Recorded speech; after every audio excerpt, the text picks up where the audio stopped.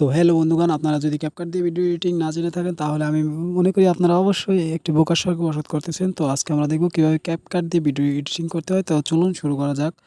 তো সর্বপ্রথম আমরা চলে যাব ক্যাপকাট অ্যাপসে। ক্যাপকাট অ্যাপসে চলে যাওয়ার পর এরপর আমরা এখানে স্কিপে ক্লিক করব, না হলে নেক্সটে ক্লিক করব, যে যেটা পারেন। এরপর আমরা এখানে নিউ প্রজেক্টে ক্লিক করব। নিউ প্রজেক্টে ক্লিক করার পর আমরা এখান থেকে একটি ভিডিও সিলেক্ট করে নেব। ভিডিও সিলেক্ট করা হয়ে গেলে আমরা অ্যাড বাটনে ক্লিক করব এবং অ্যাড বাটনে ক্লিক করা হয়ে গেলে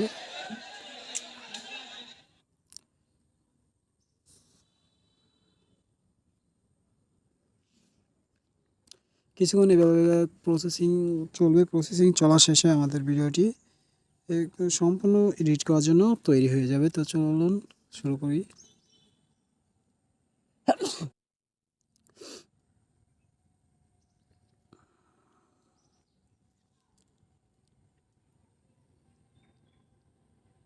তো আমাদের ভিডিওটি সম্পূর্ণ প্রসেসিং শেষ। তো আমরা এরপরে আমরা ভিডিও লেয়ারে অপশনে ক্লিক করব এবং ভিডিওটি একবার প্লে করে দেখব ভিডিওটি ঠিকঠাক আছে।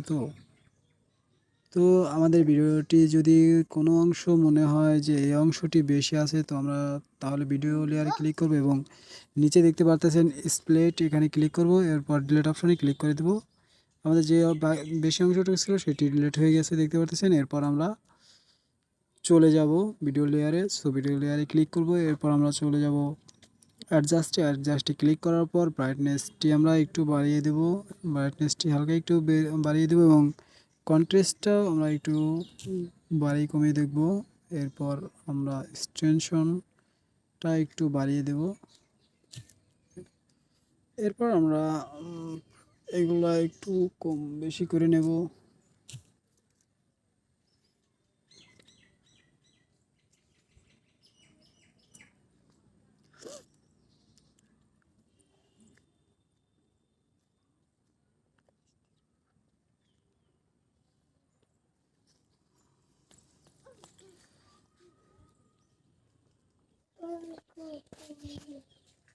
তো এরপর আমরা সবগুলো একটু একটু করে বাড়িয়ে কমিয়ে দেখব, ভিডিওটা যেন কালারটা সুন্দর আসে।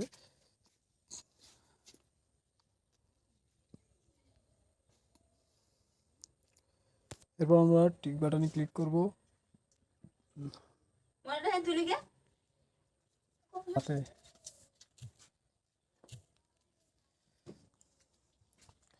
তো দেখতে পাচ্ছেন আমার ভিডিওটি এডিট করা হয়ে গেছে। এরপর আমরা যদি ভিডিওটি ডাউনলোড করতে চাই তাহলে আমরা এখানে এক্সপোর্টে ক্লিক করব। তার আগে দেখিয়ে দিতেছি ভিডিওটি কোন রেজুলেশনে সেভ করতে যাচ্ছেন। তো এখানে চাপ দেওয়ার পর দেখতে পাচ্ছেন এখানে অনেকগুলো অপশন আছে। আপনার যেটা মন চাবে সেটা সিলেক্ট করে এক্সপোর্টে ক্লিক করে দেবেন। এক্সপোর্টে ক্লিক করার সঙ্গে সঙ্গে আপনাদের ভিডিওটি ডাউনলোড শুরু হতে যাচ্ছে।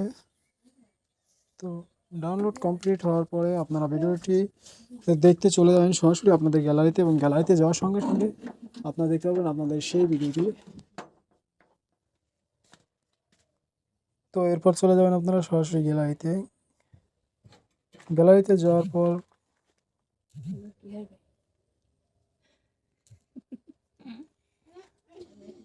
এরপর ক্লিক করে দেখতে পাচ্ছেন আমাদের ভিডিওটি অলমোস্ট সেভ হয়ে গেছে।